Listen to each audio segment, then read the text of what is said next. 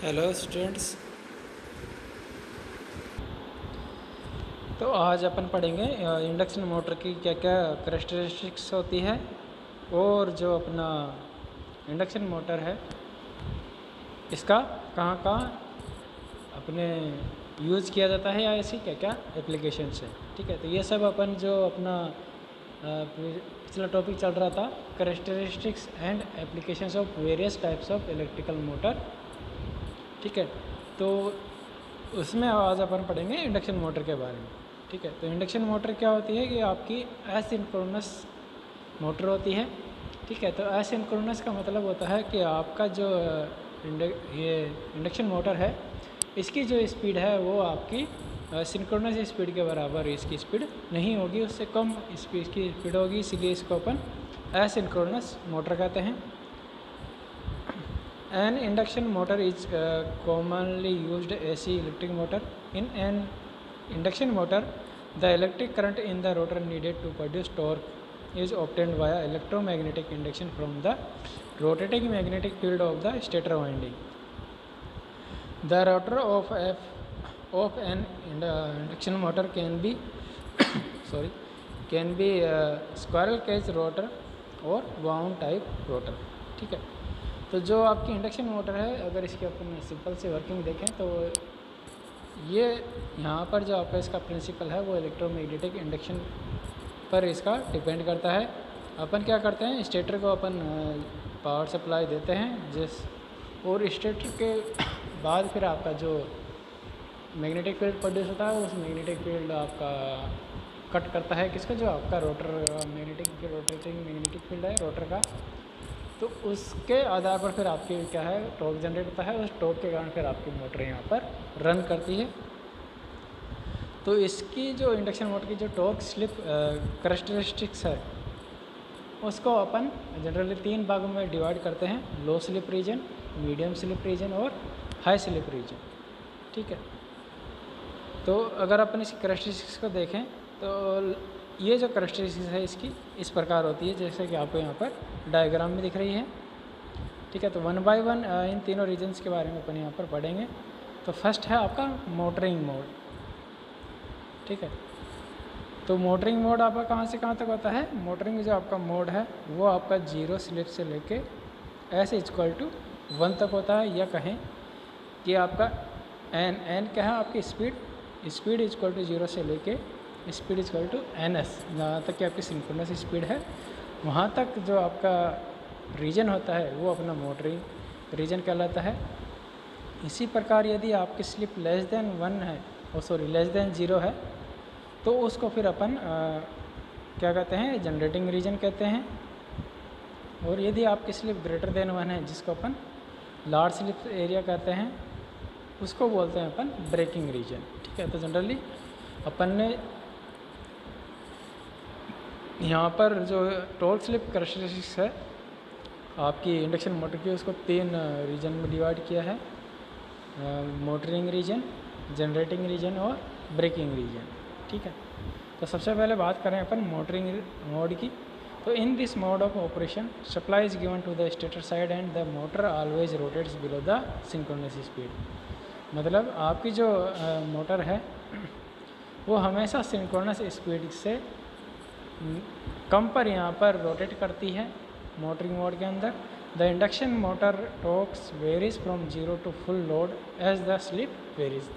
ठीक है, तो जैसे जैसे आपकी यहाँ पर स्लिप वेरी करती है वैसे वैसे आपका टॉर्क भी यहाँ पर वेरी करता है। ठीक है, तो स्टार्टिंग में क्या होता है, स्टार्टिंग में आपका जो टॉर्क है वो आपका यहाँ पर स्लिप के साथ क्या होता है, बढ़ता है और फिर बाद में घटता है। और अगर यदि अपन स्पीड से यहाँ पर कंपेयर करें तो जैसे जैसे आप स्पीड बढ़ाते हो मोटर की वैसे वैसे आपके जो या मोटर की स्पीड बढ़ती है वैसे वैसे आपका टॉर्क क्या है एक पर्टिकुलर पॉइंट तक बढ़ता है, उसके बाद फिर आपका जो टॉर्क है वो घटने लग जाता है। ठीक है, तो जिस स्लिप पे आपका टॉर्क 0 हो जाता है उसको अपन बोलते हैं स्लिप =0, जहाँ पर आपकी जो स्लिप की वैल्यू है वो क्या होगी, 0 होगी, क्योंकि उस स्पीड पर या सिंक्रोनस स्पीड पर आपकी जो स्लिप निकल के आएगी वो क्या आएगी, 0, क्योंकि स्लिप क्या होती है आपकी आपका जो N S minus N R अपन एन एस, मतलब आपकी सिंक्रोनस स्पीड माइनस जो रोटर की स्पीड है डिवाइडेड बाय सिंक्रोनस स्पीड। ठीक है, from the curve it is seen that the torque is directly proportional to the slip. अब अपन बात करें ब्रेकिंग मोड की तो ब्रेकिंग मोड में क्या होगा, in the braking mode the two leads of और the polarity of supply voltage change so that the motor starts to rotate in the reverse direction and as a result the motor stops. This method of braking is known as plugging. This method is used when it is required to stop the motor within a very short period of time. ठीक है, तो breaking mode में क्या करते हैं अपन, जो भी अपने सप्लाई पोलरिटी है उसको अपन क्या करते हैं, रिवर्स कर देते हैं। ठीक है, तो वो रिवर्स कैसे कर सकते हैं, या तो अपन सप्लाई की पोलरिटी चेंज कर दें या जो भी आपके कनेक्शन हैं उन कनेक्शन की कोई भी दो लीड्स को अपन क्या करते हैं, चेंज कर दें। तो उस केस में क्या होगा कि आपकी जो मोटर्स है वो रिवर्स डायरेक्शन में घूमना स्टार्ट हो जाएगी, और जैसे ही आपकी मोटर रिवर्स डायरेक्शन में घूमना स्टार्ट होगी उसकी स्पीड कम होती जाएगी और मोटर आपकी रुक जाएगी। तो इस मेथड के क्या कहते हैं अपन, प्लगिंग कहते हैं। ठीक है, तो जहाँ पर भी अपन को बिल्कुल बहुत ही कम समय में इंडक्शन मोटर को रोकना होता है, जीरो स्पीड पर लाना होता है, वहाँ पर अपन प्लगिंग का यूज़ करते हैं।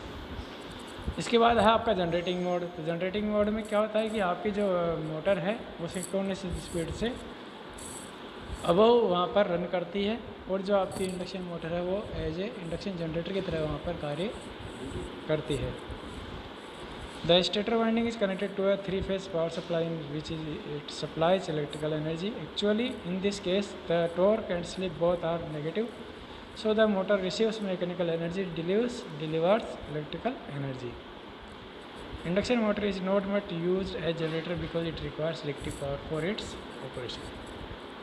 ठीक है, तो ये जो आपका जनरेटिंग रीजन होता है वहाँ पर जो आपका टॉर्क और जो बोथ है वो दोनों नेगेटिव होती है, और यहाँ पर जो आपकी मोटर है वो मैकेनिकल एनर्जी को इलेक्ट्रिकल एनर्जी में कन्वर्ट करती है।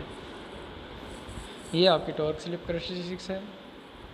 आप जनरेटिंग रीजन में देख रहे हैं कि आपकी यहाँ पर जो टॉर्क है और जो स्लिप है वो नेगेटिव है। इसी प्रकार ब्रेकिंग मोड में आपकी जो टॉर्क है वो क्या है, कांस्टेंट है, और जो आपका मोटरिंग मोड है वहाँ पर जो टॉर्क है वो आपका स्पीड के साथ वहाँ पर क्या हो रहा है, बढ़ रहा है। अब आते हैं अपन एप्लीकेशन ऑफ इंडक्शन मोटर। ठीक है, तो एप्लीकेशन ऑफ इंडक्शन मोटर अगर अपन देखें तो सबसे पहले जो आपकी इंडक्शन मोटर है उसका यूज जितने भी पंप्स हैं, कंप्रेसर्स हो गए, स्मॉल फैंस हो गए, मिक्सर्स हैं, टॉयज़ हैं, हाई स्पीड वैक्यूम क्लीनर हैं, इलेक्ट्रिक शेवर्स है, ड्रिलिंग मशीन है, इन सभी जगह आपका इंडक्शन मोटर का यूज़ किया जाता है। ठीक है, इसके बाद अपन आते हैं अब यूनिवर्सल मोटर पर। ठीक है, तो यूनिवर्सल मोटर को अपन क्या कहते हैं, सिंगल फेज एसी मोटर भी इसको कहा जाता है। ठीक है, तो इसमें क्या होता है कि इसमें आपके जो सीरीज वाइंडिंग होती है और जो आपकी मेन फील्ड वाइंडिंग होती है, ये दोनों, जिसको अपन मेन फील्ड वाइंडिंग या कंपनसेटिंग वाइंडिंग भी कह दें, तो दोनों यहाँ पर क्या होती है, वो सीरीज में होती हैं। The motor which can be used with a single phase AC source as well as DC source of supply and voltage are called universal motor. It is also known as single phase series motor. If the polarity of line terminals of DC series motor is reversed, the motor will continue to run in the same direction. ठीक है, तो आपकी जो universal motor है आप उसको AC और DC दोनों प्रकार की सप्लाई वहाँ पर आप अप्लाई कर सकते हैं। जो इसका सर्किट डायग्राम होता है वो आपको दिख रहा है कि एक मेन फील्ड वाइंडिंग है, कंपनसेटिंग वाइंडिंग है, और इसी के सीरीज में आपकी क्या है, आर्मेचर वाइंडिंग है। ठीक है, और सिंगल फेज पावर सप्लाई आपने यहाँ पर अप्लाई की है, वो AC भी हो सकती है और DC भी हो सकती है। कैरेक्टरिस्टिक्स अगर अपन इसकी देखें तो आपकी जैसे जैसे स्पीड बढ़ेगी यहाँ पर टॉर्क वैसे वैसे आपका क्या होगा, घटेगा। ठीक है, तो दोनों पावर सप्लाई के केसेस में आपके जो AC सप्लाई है उसके केस में आपको रेड कर्व आपको यहाँ पर दिख रहा है, और आपका जो DC पावर सप्लाई है उसी केस में आपको ब्लू लाइन से यहाँ पे आपको कर्व दिख रहा है, ठीक है। तो अपन कह सकते हैं कि जो अपना टॉर्क है वो इन्वर्सली प्रोपोर्शनल टू यहाँ पर क्या है, स्पीड है। एप्लीकेशंस ऑफ यूनिवर्सल मोटर, ठीक है। The higher rating universal motor are used in portable drills blenders, ठीक है। जो हाई रेटिंग की आपके यूनिवर्सल मोटर है उनको जनरली पोर्टेबल जो ड्रिल मशीन्स होती हैं उनमें, ब्लेंडर्स होते हैं उनमें यूज़ किया जाता है। हेयर ड्रायर में, ग्राइंडर्स में, टेबल फैंस में भी इसका यूज़ किया जाता है। Universal motor is also used in blowers, vacuum cleaners, drink and food mixtures, domestic sewing machine, polishers and kitchen appliances में भी इसका यूज किया जाता है, ठीक है। तो ये थी अपनी यूनिवर्सल मोटर। इसके बाद अपन बात करें रिलक्टेंस मोटर, ठीक है। तो basically reluctance motor is a single phase synchronous motor and this motor construction is quite same like with induction motor like case type, ठीक है। तो जो आपकी रिलक्टेंस मोटर होती है ये सिंक्रोनस टाइप की मोटर होती है और इसका जो कंस्ट्रक्शन होता है लगभग जो आपकी इंडक्शन मोटर है उसके समान होता है। The rotor in the motor is like squirrel cage type and the stator of the motor include sets of winding such as auxiliary and main winding, ठीक है। तो यहाँ पर जो स्टेटर है वहाँ पर अपन 2 प्रकार की वाइंडिंग का यहाँ पर यूज़ किया जाता है, जिसमें से एक वाइंडिंग आपकी होती है ऑक्सिलरी वाइंडिंग और जो दूसरी वाइंडिंग होती है वो होती है आपकी मेन वाइंडिंग, ठीक है। तो जो आपकी ऑक्सिलरी वाइंडिंग होती है वो ओनली स्टार्टिंग में काम करती है। जैसे आपकी मोटर रन करने लग जाती है या रेटेड स्पीड पर पहुंच जाती है, आपकी जो ऑक्सिलरी वाइंडिंग है वो सर्किट से कट ऑफ हो जाती है। As the offer a level of operation stable speed, मतलब इसकी जो स्पीड होती है वो इंडिपेंडेंट होती है टॉर्क से, या अपन कहें कि टॉर्क यहाँ पर आपका जो स्पीड है उसके ऊपर इसका डिपेंडेंसी बिल्कुल नहीं होती है। अगर आप इसका कैरेक्टरिस्टिक देखें तो आपकी जो रिलक्टेंस मोटर है, तो स्टार्टिंग में अपन ने देखा कि क्या क्या आपकी मेन और ऑक्सिलरी दोनों प्रकार की वाइंडिंग यहाँ पर आपको क्या कर रही है, वर्क कर रही है। इसलिए आपको यहाँ पर जो स्टार्टिंग में जो टॉर्क मिलेगा वो हाई टॉर्क मिलेगा। जैसे आपकी स्पीड एक पर्टिकुलर स्पीड पर, जिसको अपन कह रहे हैं N0 से यहाँ पर डिनोट कर रहे हैं, वहाँ पर पहुँचेगी तो आपकी जो मेन ऑक्सिलरी वाइंडिंग है वो कट ऑफ हो जाएगी और अब आपकी सर्किट में ओनली जो मेन वाइंडिंग है वो ही सर्किट में रहेगी, जिसके कारण जो आपका ब्लू लाइन वाला जो आपको कर्व दिख रहा है उस कर्व को फिर ये आपकी जो रिलक्टेंस मोटर की टॉर्क स्लिप कैरेक्टरिस्टिक्स है वो फॉलो करेगी, ठीक है। तो जैसे ही आप सिंक्रोनस स्पीड पर पहुँचेंगे, ठीक है, तो वहाँ पर फिर आपकी जो स्पीड है रिलक्टेंस मोटर की वो क्या हो जाएगी, कांस्टेंट हो जाएगी। सॉरी, वहाँ पर आपका जो टॉर्क है वो क्या हो जाएगा, कांस्टेंट हो जाएगा, ठीक है। अब अपन बात करें कि जो आपकी रिलक्टेंस मोटर है इसका कहाँ का यूज़ किया जाता है, एप्लीकेशंस क्या क्या हैं। तो पहले बात करें तो एनालॉग इलेक्ट्रिक मीटर्स में, कुछ प्रकार की वॉशिंग मशीन्स में, ठीक है, न्यूक्लियर रिएक्टर में, कंट्रोल रूम ड्राइव मैकेनिज्म में, हार्ड डिस्क ड्राइवर मोटर में, इलेक्ट्रिक व्हीकल्स में, power tools such as drill presses, lathes and band सॉल्स, इन सब में आपका जो किसका यूज़ किया जाता है, रिलक्टेंस मोटर का आप यूज़ वहाँ पर कर सकते हैं, ठीक है। इसके बाद फिर आती है आपकी हिस्टेरेसिस मोटर, ठीक है। तो the operation of hysteresis motor is extremely unique. The rotor of this motor can be induced hysteresis and eddy currents to generate the required task, ठीक है। तो यहाँ पर जो भी हिस्टेरेसिस और जो एडी करंट होती हैं, ठीक है, तो यहाँ पर अपन हिस्टेरेसिस जो एडी करंट्स हैं उनको अपन को जनरेट करने के लिए यूज़ में लिया जाता है। The motor working can be depend on the construction, single phase otherwise 3 phase supply. The motor gives a very smooth process with stable speed similar to other synchronous motors, ठीक है। तो यहाँ पर जो आपकी हिस्टेरेसिस मोटर की जो speed होगी वो क्या होगी, स्टेबल स्पीड होगी। The noise of this motor is quite small. Due to this reason, they are applicable in numerous complicated applications. Wherever the sound proof motor is used as a sound player, audio recorder etcetera. तो अगर आप देखें तो आपकी जो speed है वो constant है, या अपन कहें यहाँ पर जो टॉर्क है आपका वो स्पीड के ऊपर डिपेंड नहीं कर रहा। जैसे जैसे आपकी स्पीड बढ़ेगी टॉर्क आपका यहाँ पर कांस्टेंट रहेगा। ठीक है, तो जहाँ पर भी आपको मिनिमम नॉइज़ के साथ कांस्टेंट स्पीड चाहिए, उस एप्लीकेशन के लिए आप फिर हिस्टैरिसीस मोटर का यूज़ वहाँ पर करेंगे। फॉर एग्जांपल जो भी आपके साउंड प्लेयर है या ऑडियो रिकॉर्डर्स हैं, उन सब में आप इसका यूज़ किया जाता है, आपके हिस्टैरिसीस मोटर का वहाँ पर यूज़ किया जाता है। Applications of hysteresis motor. ठीक है, तो एप्लीकेशन अगर अपन देखें तो साउंड प्रोड्यूसिंग इक्विपमेंट्स में, साउंड रिकॉर्डिंग इंस्ट्रूमेंट्स में, high quality record player, timing devices, electric clocks, teleprinters, इन सब में आपका हिस्टैरिसीस मोटर का यूज़ किया जाता है। इसके बाद आता है आपका ब्रशलेस डीसी मोटर।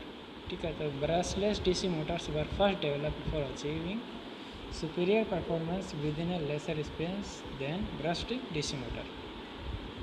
ठीक है, तो ये जो आपकी ब्रशलेस डीसी मोटर्स होती हैं ये आपकी क्या है, कम स्पेस घेरती हैं। जो आपकी ब्रशलेस जो डीसी मोटर है, या अपन कहें कि ब्रश्ड अगर डीसी मोटर्स उनकी तुलना में ये आपका कम स्पेस यहाँ पर लेती हैं। These motor are lesser when compared with AC models. A controller is embedded into the electric motor to facilitate the process within the leg of commutator and slip ring. ठीक है, तो यहाँ पर एक आप क्या हुए कंट्रोलर का आप यहाँ पर यूज करते हैं। अब बात करते हैं इसकी जो कैरेक्टरिस्टिक्स है। तो जैसे जैसे आपकी स्पीड बढ़ेगी वैसे वैसे यहाँ पर आपका टॉर्क क्या होगा, घटेगा। ठीक है, तो स्टार्टिंग में जो आपका टॉर्क होगा वो मैक्सिमम होगा, और फिर जैसे जैसे आप स्पीड बढ़ाएंगे वैसे वैसे आपका टॉर्क यहाँ पर क्या होगा, घटेगा। ठीक है, तो यहाँ पर अपन ने टॉर्क को दो रीजन में बांटा है। पहला है इंटरमिटेंट टॉर्क और सेकंड है कंटिन्यूस टॉर्क जोन। ठीक है, इसके बाद एप्लीकेशन देखें तो कंज्यूमर इलेक्ट्रॉनिक्स में, ट्रांसपोर्ट में, हीटिंग एंड वेंटिलेशन में, इंडस्ट्रियल इंजीनियरिंग में और मॉडल इंजीनियरिंग में आपके जो ब्रशलेस डीसी मोटर है उसका यूज़ किया जाता है। ठीक है, इसके बाद है आपका स्टेपर मोटर। ठीक है, तो the stepper motor can be use to offer step angle revolution as an alternative to stepper revolution. We know that the any rotor the whole revolution angle is 180 degree. However, in a stepper motor, the complete revolution angle can be separated by numerous steps like 10 degree multiply by 18 steps. मतलब यहाँ पर आप ये कर सकते हो, जो total revolution है एंगल है उसको आप यहाँ पर स्टेप्स में डिवाइड कर सकते हो। जैसे यदि अगर आप 10 डिग्री का एक स्टेप मानते हो तो ऐसे प्रकार आप यहाँ पर 18 स्टेप्स यहाँ पर बना सकते हैं। इसीलिए इसका जो मोटर है इसका क्या नाम है, आपका स्टेपर मोटर। ठीक है, stepper motors are applicable in plotters, circuit fabrication, process control tools, usual movement generators. ठीक है, इसकी जो कैरेक्टरिस्टिक्स है वो आपकी जो सर्किट में दिखाई इस प्रकार होती है कि जैसे जैसे आपकी स्पीड बढ़ेगी वैसे वैसे इसका टॉर्क भी क्या होगा, कम होगा। स्टार्टिंग में जो टॉर्क है आपका उसको अपन ने यहाँ पर होल्डिंग टॉर्क बताया है, और जो आपका रेड लाइन के थ्रू जो टॉर्क दिखाया गया है उसको अपन ने पुल इन टॉर्क का है, और जो ब्लैक लाइन के थ्रू जो दिखाया है उसको पुल आउट टॉर्क का है। ठीक है, और जो आपका मैक्सिमम स्टार्ट रेट और जो मैक्सिमम स्लो रेट के बीच का जो रीजन है उसको अपन स्लो रीजन कहते हैं, और उससे पहले वाला जो रीजन है उसको अपन स्टार्ट स्टॉप रीजन कहते हैं। एप्लीकेशन देखें इसकी तो इंडस्ट्रियल मशीन्स में जितने प्रकार की जो इंडस्ट्रियल ऑटोमोबाइल मोबाइल जो गेजेज होते हैं, मशीन हैं, उन सब में आपका स्टेपर मोटर का यूज़ किया जाता है। सिक्योरिटी में देखें तो जितने भी सर्विलेंस प्रोडक्ट्स हैं नए, उन सब में आपका स्टेपर मोटर का यूज़ किया जा रहा है। मेडिकल के क्षेत्र में देखें अपन तो जो आपके मेडिकल स्कैनर्स हैं, सैम्पलर्स हैं, साथ ही साथ डिजिटल डेंटल फोटोग्राफी है, फूड पंप्स हैं, रेस्पिरेटर्स हैं, ब्लड एनालिसिस मशीनरीज हैं, उन सब में आपका जो स्टेपर मोटर है उसका यूज़ किया जाता है।